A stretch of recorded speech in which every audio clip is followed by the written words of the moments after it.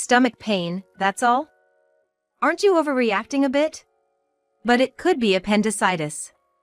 As I endured the severe pain and managed to convey this, John snorted through his nose, laughing and dismissing my words, saying it couldn't be true.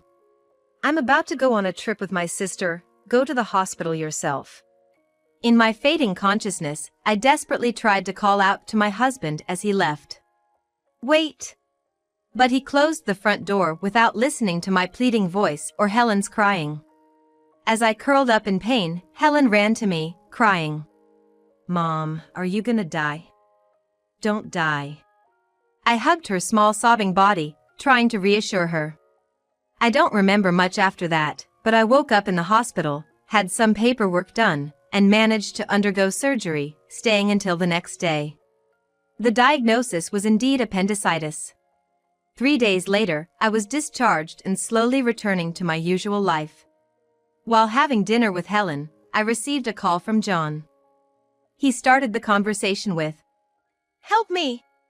Turns out, he had an accident on the trip, and the car was no longer usable, needing a pickup. Who is this? I decided to pretend to be a stranger and hung up. The next afternoon, John and Samantha returned home. They burst through the front door, stomping loudly. "And why didn't you come to pick us up? We had to catch a taxi, and it cost extra for both taxi and train fares." Their angry shouts and footsteps were loud until they reached the living room, where they were greeted by an unexpected scene. "Welcome back. You must have had a tough time," I said coldly, glaring at them. In the room, besides Helen and me, were Robert, my parents, and my in-laws, all 14 eyes glaring at John and Samantha in anger. "My name isn't Taylor. I live with my husband John and our daughter Helen. I met John on a dating app when I was still working in accounting at a trading company. After dating for about 2.5 years, he proposed to me. I will make you happy, Anne." John was tall, sociable, cheerful, and popular at work. As for me, I'm introverted, soft-spoken, and can't say no to requests. It seemed like John was too good for someone like me.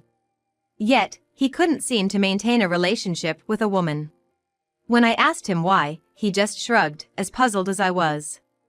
"Well, maybe it's just a matter of compatibility," he would say with a light laugh, but after our marriage, I discovered that he was incredibly attached to his older sister, Samantha, a classic case of a brother complex.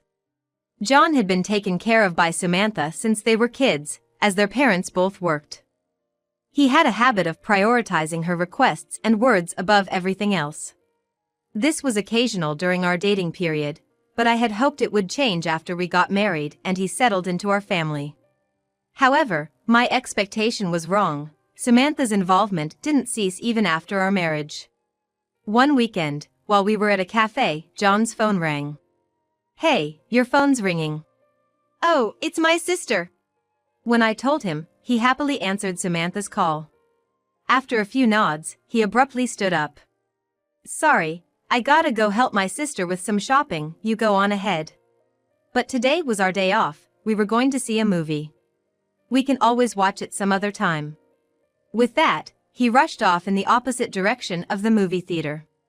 Even when I told John that as newlyweds, we should value our time together more, he merely dismissed it lightly. I had also spoken to my in-laws about their relationship, hoping they would be considerate, but it had no effect. Samantha, unmarried and living with parents, often turned to John for company, as her friends were married and less available. Whether it was John's inability to detach from his sister or vice versa, or both, I decided to refrain from intervening for a while. After our daughter, Helen, was born the following year, I became busy with household chores and childcare. John took paternity leave and helped with Helen and the housework, but still prioritized Samantha's requests. Samantha's insensitivity was evident even after Helen's birth. She would visit unannounced, staying until John returned, disturbing Helen's naps, and asking for food, which she'd eat and then chat with John until dinner. And, "Thank you for the meal. I always feel bad," she'd say, patting her stomach contentedly. But I couldn't understand why I had to satisfy Samantha's hunger at our family's expense. It would have been slightly more tolerable if she helped with the dishes, but she only demanded desserts after eating. Such surprise visits continued even as Helen grew. I've asked her to call in advance or give some notice a few days before visiting, as it's inconvenient when she comes unannounced. However, she has never once given prior notice. "Samantha, I've told you many times, we need some notice for grocery shopping." "Oh, did I? Sorry, forgot." She'd laugh off, unapologetically, just like John.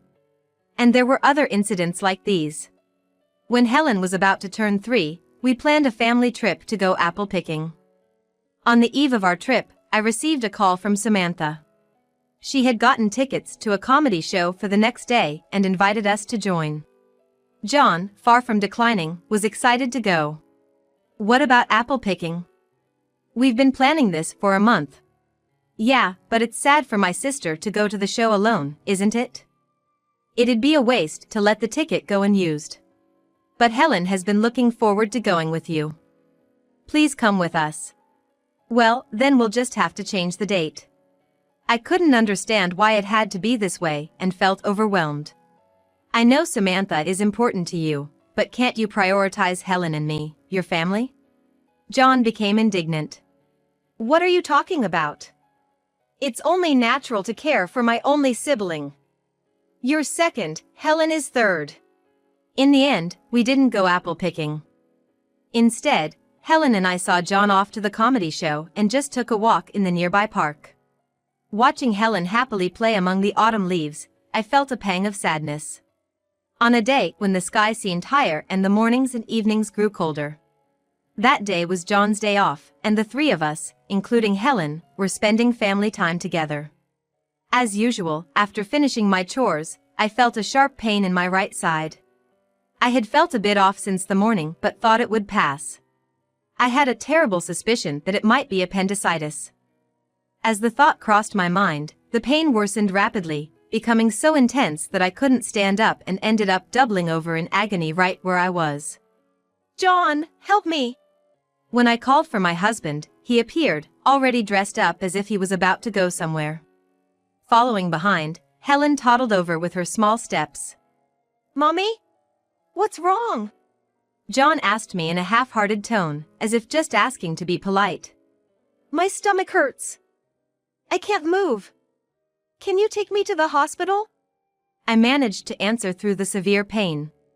Hearing my plea, Helen started crying, calling out, "Mommy, Mommy. You're making too much of a stomach ache. But it might be appendicitis." He snorted through his nose, dismissing my concern. "I've got a trip planned with my sister, you can go to the hospital yourself." He turned and went back to his room, then came out with a small suitcase and briskly headed for the front door. In my dazed state, I desperately tried to stop him. "Wait. My stomach really hurts." Ignoring my pleading voice and Helen's cries, John closed the front door and left. As I curled up in pain, Helen came running to me, crying, "Mommy, are you going to die? Please don't die." I tried to reassure her by hugging her small sobbing body, but I could barely muster any strength. Who else could I rely on? Then I remembered my brother. He is Robert Smith. We hadn't been in touch much since I got married, but he should still be living near my house. He might be out, but I had no one else to turn to. I had Helen fetch my smartphone, and with trembling fingers, I called Robert.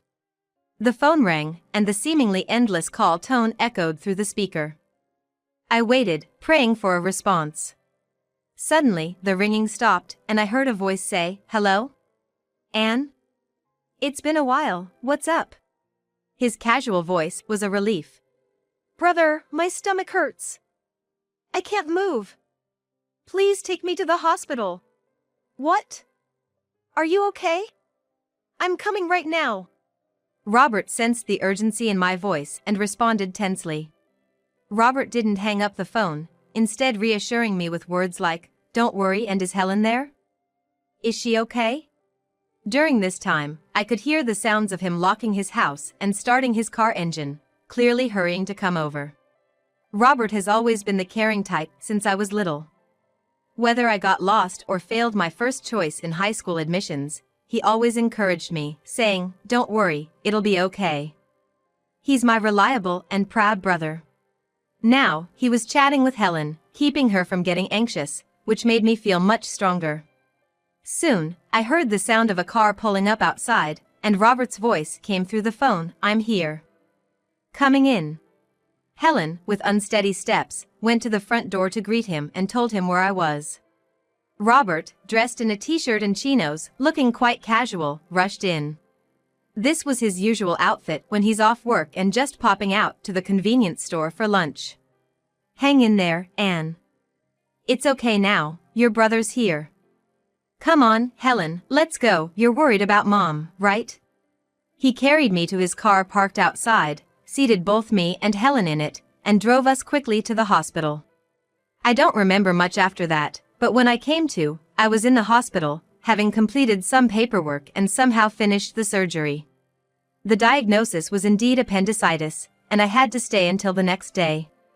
With John gone on his trip, I had no choice but to call my parents for help with Helen's care and explain the situation.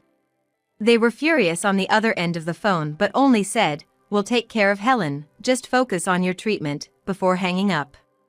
When I briefly explained to Robert, he was equally furious. "Wait, John left you two to go on a trip?" "Why?" "He went because Samantha asked him to. Please, take Helen to Mom and Dad's place." Helen, exhausted from crying, was already fast asleep in the chair next to me. "Sure, I'll take care of Helen. You just get some rest." Luckily, Robert would take Helen to our parents' house. As for her clothes and other necessities, we always kept an overnight bag ready at their place, just in case, so there was nothing to worry about. After Robert and Helen left the hospital room, I finally had a moment to breathe. 3 days passed, and I was discharged from the hospital, gradually getting back to my normal life. My recovery was going well, and today, I could comfortably enjoy a meal with Helen. We were having omelets for dinner. Helen was still struggling to use the spoon properly, but was eating without complaint. Then, my smartphone rang. I checked the screen, curious to see who it was, and saw it was John. For a moment, I considered ignoring the call due to its persistent ringing, but I eventually decided to answer it. "Help me!" John cried out as soon as I answered, explaining through tears that he had an accident on his trip, the car was no longer usable, and he needed a pickup. "My car's busted, and I'm stuck here with Samantha. And you can drive, right? Come pick us up." Listening to their childish wailing over the phone, I sighed and responded. Who is this? What are you talking about?" "It's me, don't you recognize my voice?" John's angry response, reminiscent of some scam call, seemed almost comical to me. "Sorry, I can't hear you clearly. I'm going to hang up now." I decided to pretend to be a stranger and, ignoring their cries of "wait a minute," I ended the call. "Who was that?" "Oh, just a wrong number." I quietly set my smartphone to block John's calls and continued dinner with Helen. The next day, in the afternoon, John and Samantha returned home. They burst through the front door, stomping loudly. "And why didn't you come to pick us up? We had to catch a taxi, and it cost extra for both the taxi and train fares." Their angry shouts and footsteps were loud until they reached the living room, where they were greeted by an unexpected scene. "Welcome back. You must have had a tough time," I said coldly, glaring at them. Besides Helen and me, there were Robert, my parents, and John's parents, all 14 eyes glaring angrily at John and Samantha. "Why is everyone here?" John stood there, dumbfounded by the situation, so I explained it to him. "You do realize what you've done, right? You left me and Helen to go on a trip. After that, I had to be hospitalized. I've told everything to both my parents and yours," I said in one breath, blaming John. John looked baffled, almost as if he wanted to say, "So what's the big deal? But in the end, you were okay, right?" You have no idea how worried and helpless Helen and I felt. "Samantha, you could have been more considerate. You're always dragging John around for your errands. What?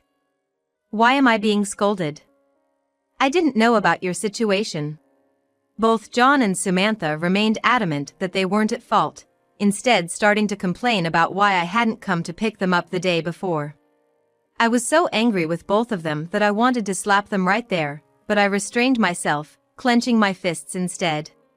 I couldn't forgive John for choosing to go on a trip with his real sister over his suffering wife and anxious, crying daughter. That's why I had called both our parents and in-laws here for a discussion, but instead of talking it out, John and Samantha faced a barrage of criticism from both families. Helen, scared by the commotion, started crying and clung to my mother. Despite this, my father angrily said, "We trusted you with our daughter, what were you thinking?" And John's mother exclaimed, "You two have gone too far." The pair, usually so assertive, finally looked taken aback, realizing they were completely surrounded by disapproval. John's father sternly ordered, "Kneel down and apologize to both of you," leading to John and Samantha reluctantly kneeling down. "We're sorry, we won't do it again. I apologize." Receiving such an insincere apology at this point only intensified my anger, leaving me standing there seething with frustration. I was foolish to have expected even a bit of sincerity from them. Controlling my irritation, I presented them with divorce papers. "We're getting a divorce. I've thought it over these last 3 days, and I can't be with you anymore." John's eyes widened. "Divorce is an overreaction," he protested. "You won't be able to live on your own at your age. I don't need a father who doesn't prioritize his family. I'll protect and raise Helen no matter what, so don't worry." I spoke coldly, and John seemed at a loss. John was understandably taken aback, as I had never before rebutted or stood up so strongly against him. This was a side of me he had never seen before. Despite this, he continued to resist and started making various excuses. "If we get divorced, how will people at work see me? Are you trying to ruin my reputation?" "I don't care what happens to your reputation. We're getting divorced." "And what about this house? I'm the one who took out the mortgage. Are you okay with losing your home?" "I've already thought about all that during these 3 days.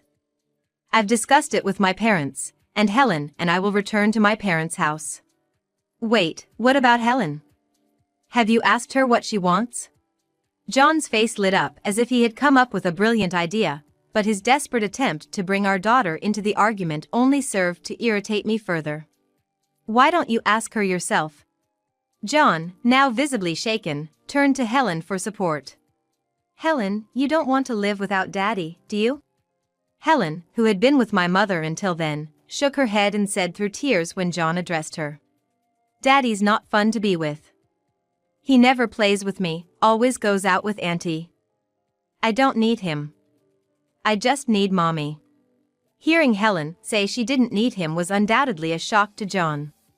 John's parents, overhearing this, were even more outraged. How can a father let his young child feel this way? "What kind of person are you?" they exclaimed. John's mother snatched the divorce papers from my hand and slammed them down in front of him, sternly demanding that he agree to the divorce. His face turned red, as if sprouting horns in anger, and he visibly trembled. John signed the divorce papers and then broke down in tears, but no one offered him any sympathy. I wondered if he would have paid more attention to his family had he known it would come to this. But I doubted it. Even if he had known, his actions probably wouldn't have changed. Later, I filed the divorce papers at the city hall, and it was successfully processed. I was free.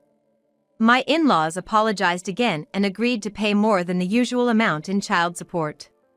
John ended up selling the house and moving back with his parents, commuting to work from there. John, having his commuting route changed, was teased by his colleagues. He inadvertently mentioned that he was commuting from his parents' home because of his divorce. This quickly became the talk of his department, and for a while, he faced a mix of sympathetic and pitying looks from his coworkers. My cousin, who lived near my in-laws and was known as the speaker in our family. She is known to spread news quickly, therefore, it didn't take long for the entire neighborhood to know about our divorce and the reasons behind it. Within days, everyone in the neighborhood knew about it, proving that her knack for communication was not to be underestimated. As a result, John and Samantha faced scornful glances even for simple trips to the convenience store. As a result of this widespread gossip, the relationship between John and his sister became strained. "Why are you blaming me? If you hadn't gotten divorced, none of this would have happened. It's your fault. If you hadn't interfered with my family, this wouldn't have happened. Show some restraint. You always said you cared more about me than your family every time I asked you out." It seems that my cousin overheard these kinds of exchanges between John and his sister. Helen and I left the house we had lived in and moved back with my parents. My mother took care of me, looking after Helen while I was busy running errands and handling various procedures for a few days. My father, too, was very fond of her, often taking her out in his car to the library to borrow books or to train crossings to watch the trains, making her days enjoyable and fulfilling. Robert also moved closer to our parents' house. When I asked Robert what brought about the sudden move, he explained that his office had relocated, changing his nearest train station, so he moved closer to our family home. It's a coincidence, but I rented an apartment near our parents' house. Helen can come over to play anytime. I've got snacks and juice ready. Candy! Helen's eyes sparkled at the mention of sweets, and she joyfully bounced around, humming apple pie for me. "I'm glad you're excited, Robert, but don't give her too much sugar, okay?" He laughed and replied, I know. With the support of my family, I was able to start job hunting. Despite the gap in my resume due to childbirth and childcare, I found a job at a small office that seemed willing to hire someone for accounting work. The company, under the president's direction, aimed to create a workplace supportive of parenting. Most employees were mothers, and there was a manual to accommodate sudden early departures or pickups of children in the evening. My parents were impressed and happy with this arrangement. Helen started attending kindergarten and began learning various games and words. "This is a maple leaf, and this yellow one is a ginkgo. They're beautiful, aren't they?" I said, showing her the red and yellow paper leaves she had made at kindergarten, somewhat clumsily shaped but recognizable. It became clear that she liked beautiful leaves and was becoming skillful with her hands, using scissors more frequently. I remembered how we missed going leaf peeping once and decided to find a nearby spot for it. I discussed it with my parents and Helen, and we planned to go during the next long weekend. I also invited Robert, and he agreed to come. "I'll bring lots of snacks. Remember, Helen's snack budget is $10. I reminded him, causing everyone, including my parents and Helen, to burst into laughter. It seemed like Robert didn't quite understand a parent's wish for their child to eat properly, not just snacks, even in the season of hearty appetites.